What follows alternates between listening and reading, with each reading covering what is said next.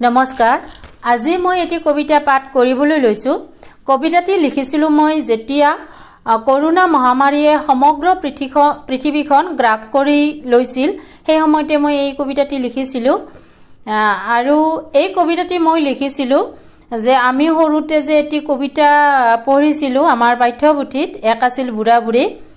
কবিতাটি এনেকুৱা আছিল, এক আছিল বুঢ়া বুঢ়ী, নাছিল সিহঁতৰ ল'ৰা লুৰি, কথাই কথাই এদিন দুৱৰো লাগি গ'ল বৰ হুৰা হুৰি। বুঢ়াই ক'লে পিতাহী মাৰি, শুনিছনে ঐ ঘুগুলি বুঢ়ী, 7 দিনত তই যিমান কৰ এদিনত মোৰ কাম, মিছা কৈছোঁ যদি অমুকা বুঢ়াৰ চেলাই পেলাবি দাঁত। এই কবিতাটিৰ আৰ্হিতে মই মোৰ কবিতাটি লিখিছিলোঁ।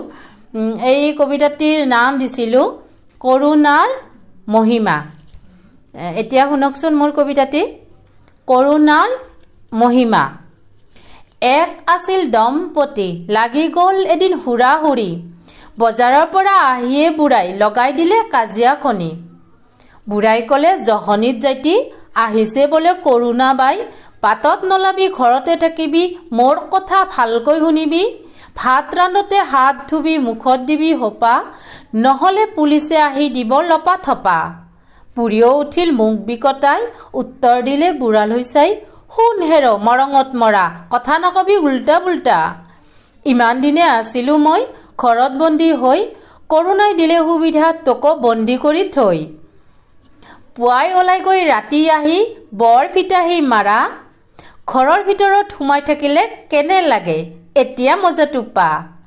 দিনে ৰাতি ঘৰত থাকোঁ বিনা বেতনৰ বান্ধি কৰা, দিনে ৰাতি ঘৰত থাকোঁ বিনা বেতনৰ বান্ধি কৰা, বিউটি পাৰ্লাৰক এদিন গ'লেই হাহাকাৰ লগোৱা, ঘূৰি ফুৰা বুলি কোৱা।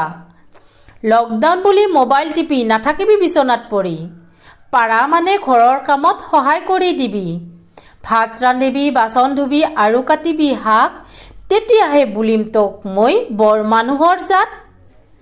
তোৰ লগত অহাৰ পৰাই ঘৰৰ ভিতৰত বন্দী হৈ লকডাউনত ৰলো মই, কৰোণা বাই সুবিধা দিছে হোটে মোলে আদায় কৰিবলৈ। লকডাউন হ'লে কেনে লাগে মজা, টিঘিল খিলাই ঘূৰি ফুৰা, ঘৰলৈ আহি লেকচাৰ মাৰা, চাৰাদিন ঘৰত বাগাৰ দি খাই খাই পেট ফুলাইছা বুলি। আজি কথাৰ পতক তুলিম, লকডাউনে দিলে সুবিধা কৰি, দেখি শুনি বুজি পা, আজীৱন লকডাউনত থকা আমাৰ জীৱনবোৰ চোৱা। দেখি শুনি বুজি পা, আজীৱন লকডাউনত থকা আমাৰ জীৱনবোৰ চোৱা।